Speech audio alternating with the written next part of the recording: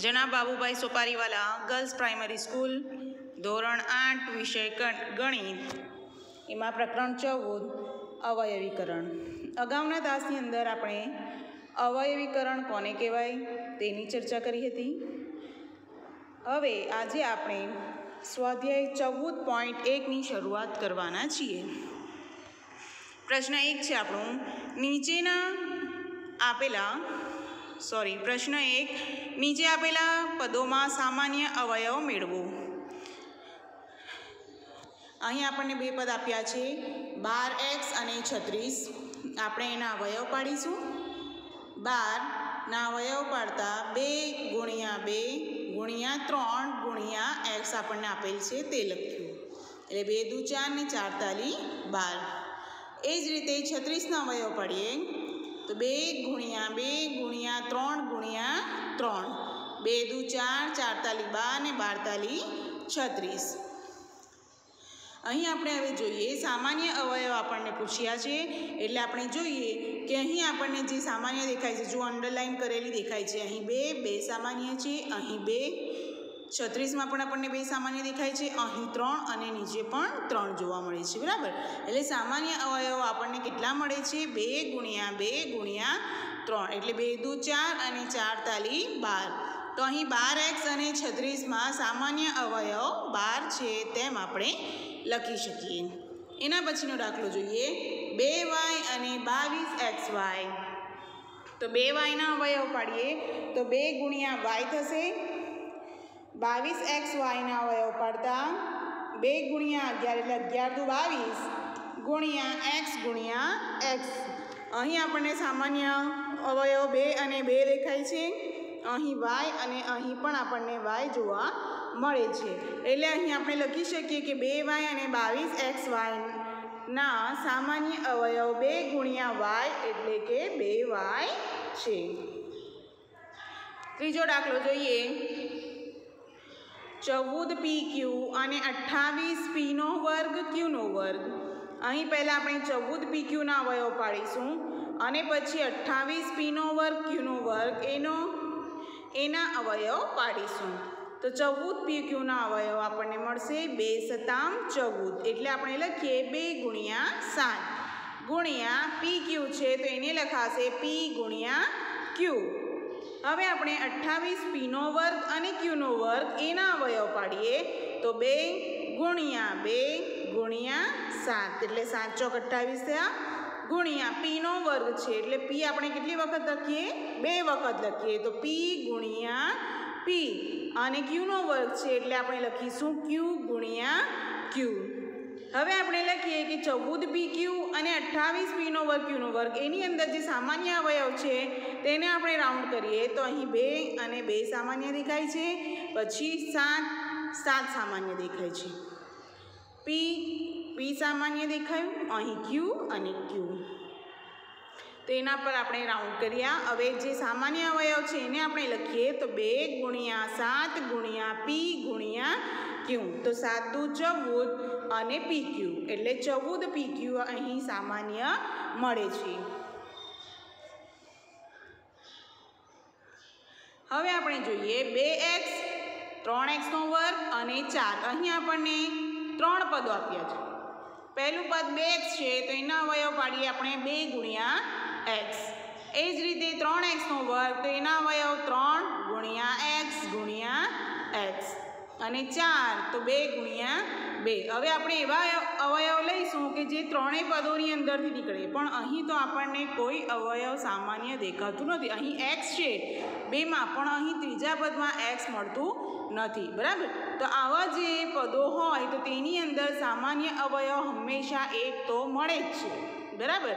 તો આપણે અહીં લખી શકીએ કે 2x 3xનો વર્ગ અને 4નો સામાન્ય અવયવ 1 છે. એના પછીનો દાખલો જોઈએ, 6ab 24abનો વર્ગ 12aનો વર્ગ b.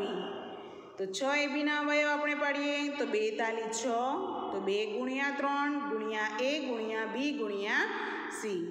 એ જ રીતે 24abનો વર્ગ 24 છે એટલે 2 ગુણ્યા 2 ગુણ્યા 2 ગુણ્યા 3 ગુણ્યા એ ગુણ્યા બી ગુણ્યા બી બરાબર. હવે 12a વર્ગ બી એના અવયવ પાડીએ તો 2 ગુણ્યા 2 ગુણ્યા 3 ગુણ્યા એ ગુણ્યા બી મળે છે.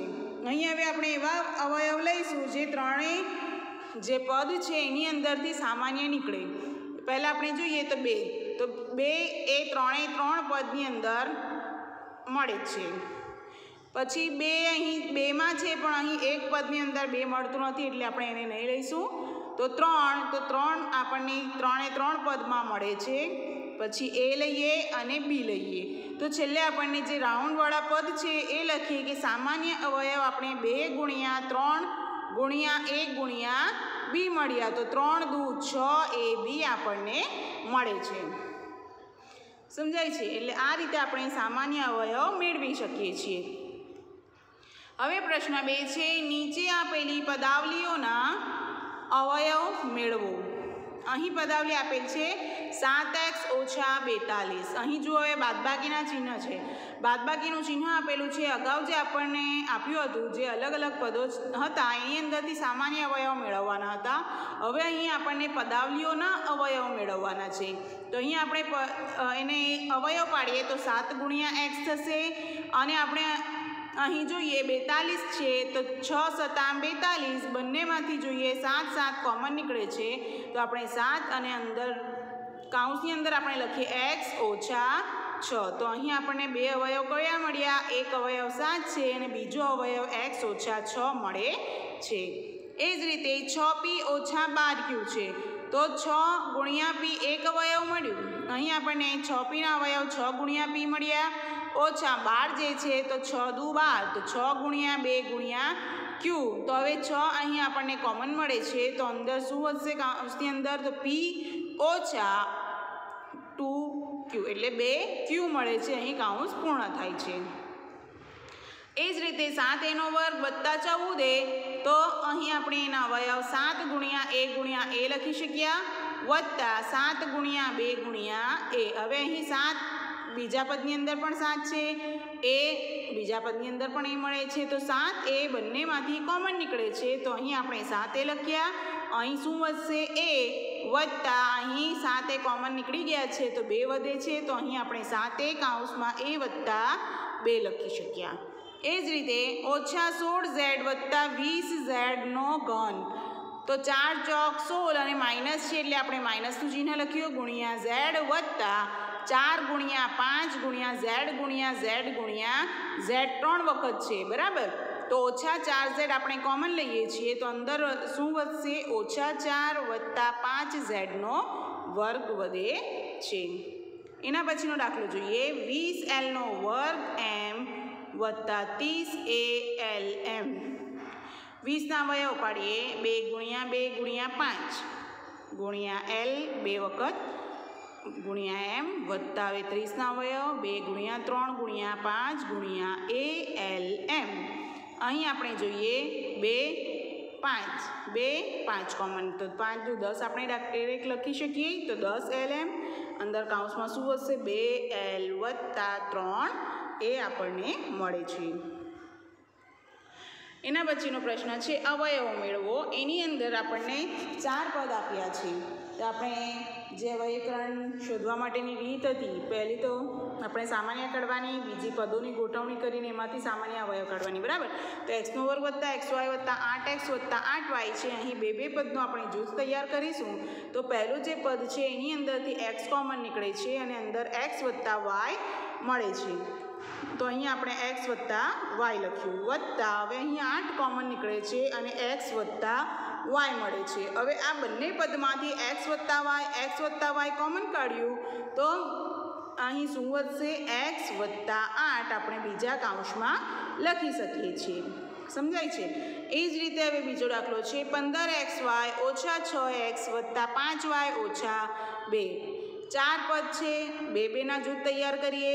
પહેલા પદમાંથી આપણે જોઈએ એવો અવયવ લઈએ અથવા એવો ઘડિયો આપણે લઈએ કે એમાં 15 પણ મળે 6 પણ મળે તો 3 5 15 3 દુ 6 તો 3x આપણે કોમન કાઢીએ તો અહીં 5y ઓછા 2 વત્તા હવે અહીં કંઈ કોમન કાઢી શકીએ એવું દેખાતું નથી એટલે આપણે વત્તા 1 કોમન લઈએ તો 5y ઓછા 2. તો અહીં જે બંને પદમાં એક કાઉન્સ આપણને જે મળશે એવો જ બીજો કાઉન્સ પણ મળે છે. તો 5y ઓછા 2 આપણે કોમન કાઢીએ તો અંદર બીજા કાઉન્સની અંદર 3x વત્તા 1 આપણને મળે છે. એના પછીનો દાખલો ax વત્તા bx ઓછા ay ઓછા by.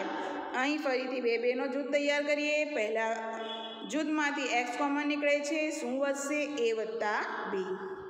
એ જ રીતે બીજા જૂથમાંથી ઓછા y કોમન નીકળે છે તો અંદર a વત્તા b વધશે. a વત્તા b કોમન નીકળશે તો અંદર કાઉન્સમાં x ઓછા y મળશે. એ જ રીતે એના પછી 15pq વત્તા 15 વત્તા 9p વત્તા 25p. હવે આપણે અહીં જો પદની ગોઠવણી પહેલાં કરી દઈએ તો અહીં કંઈ કોમન નીકળતું નથી. તો અહીં આપણે પદોની અદલાબદલી કરી દઈએ. તો એવા આપણે પદોને એવી રીતે આપણે ગોઠવીશું કે જેથી આપણને કાઉન્સ જે મળશે સરખો મળે. તો અહીં આપણે 15pq વત્તા 15 અહીં નથી લેતા, આપણે 9p લઈએ છીએ જેથી આપણને જે કાઉન્સ મળશે એ સામાન્ય નીકળી શકાય, કાઢી શકીએ આપણે, બરાબર. વત્તા 25p વત્તા 15 અહીં આપણે છેલ્લે લખીએ તો 3q અહીં કોમન નીકળશે વત્તા 5p વત્તા 3 વત્તા 5 કાઉન્સમાં 5 50 25 તો 5p વત્તા 5 તાલી 15. અહીં 5p વત્તા 3 બંનેમાંથી કોમન નીકળે છે તો અહીં વધશે 3q વત્તા 5. તો જો આપણે 4 પદ આપ્યા હશે અને આપણને અવયવ મેળવવાના હશે તો કોમન નહીં નીકળતું હોય તો આપણે પદોની અદલાબદલી કરીને આગળ દાખલો કરી શકીએ છીએ. આ દાખલાઓ તમારે નોટબુકની અંદર સારા અક્ષરે કરવાના રહેશે. Thank you.